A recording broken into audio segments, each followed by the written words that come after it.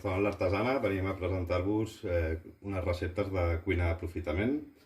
En aquesta primera recepta el que farem seran uns xampinyons farcits de pernil. Tant pot ser pernil, com si tenim a la nevera pernil dolç, xoriço, qualsevol embotit que ens agradi li pot anar bé. En aquest cas estem aprofitant uns xampinyons que ens han sobrat d'una guarnició d'un menú i una miqueta de pernil que teníem.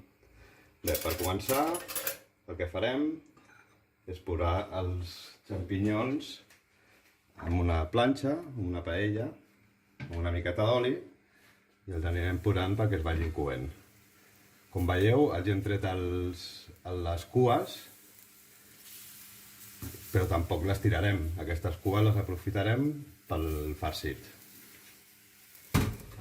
Mentre els xampinyons els van fent, el que farem és, amb una cassola, posarem una cullerada de mantega, deixem que es desfaci i li afegim la ceba. En aquest cas, la ceba ja la tenim sofregida. Si no la tinguéssim sofregida, la tallem ben petiteta i amb la mateixa mantega deixem que es vagi coent. Un cop tenim la ceba ja a punt, l'únic que hem de fer és afegir-hi una miqueta de pernil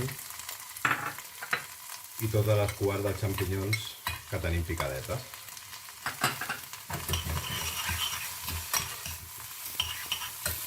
I el que farem és deixar que el xampinyón i el pernil es vagi coent a poc, que les cues dels xampinyons perdin l'aigua.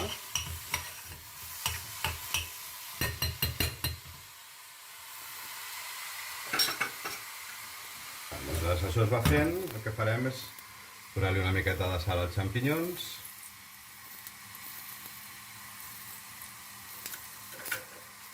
i els donem la volta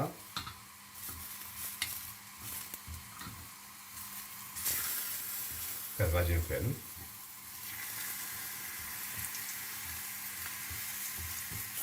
Els xampinyons els van fent, ja tenim les cues i el pernil ja cuit. I ara el que farem és posar-li la mateixa quantitat que hem posat de mantega, li posarem de farina i l'anirem movent perquè la farina es cogui i després a l'hora de menjar-la no sentim aquest gust de farina crua.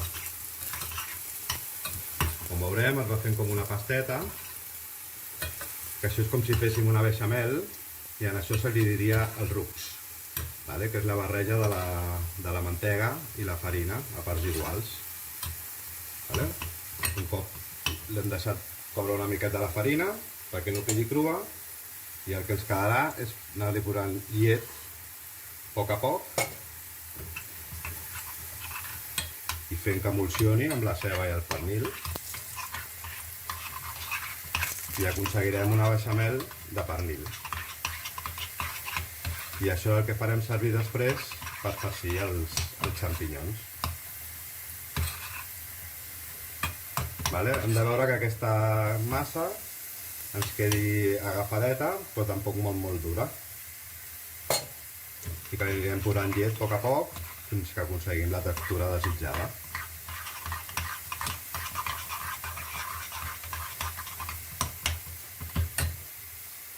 I tornem a donar la volta als xampinyons.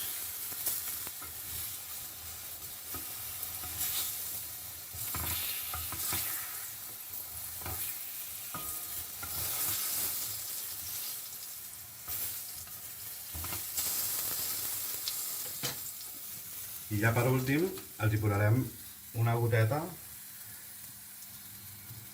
d'una picada d'all i julivert, que també ens donarà un toque molt bo.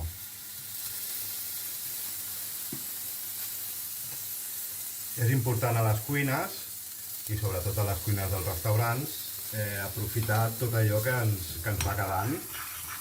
No perquè ens quedin 4 xampinyons a la nevera, els hem de tirar. Els podem aprofitar tant per sigui un aperitiu com per acompanyar algun altre plat. Sempre podem trobar opcions per treure una altra cosa.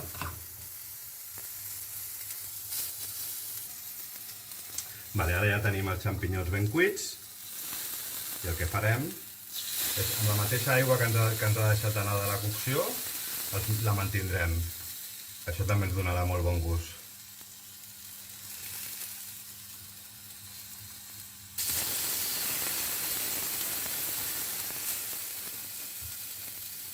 Es veu que té tota l'aigüeta del mateix xampinyó. Se li pot retirar, però a mi personalment m'agrada, li dona un altre punt. Vale, per aquí, veieu, la textura està agafada, però no és molt densa. I ja per acabar, li posem una miqueta de sal.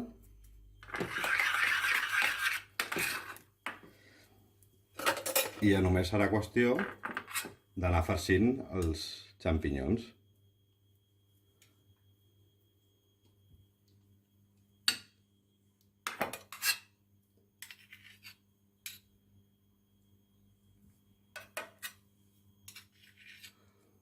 Aquest és un plat que ens el podem menjar així acabadet de fer. El podem deixar refredar i menjar-nos fred, que també està molt bo. Inclús li podríem posar una miqueta de formatge i gratinar-los. Hi ha diferents maneres, així cadascú una mica al seu gust.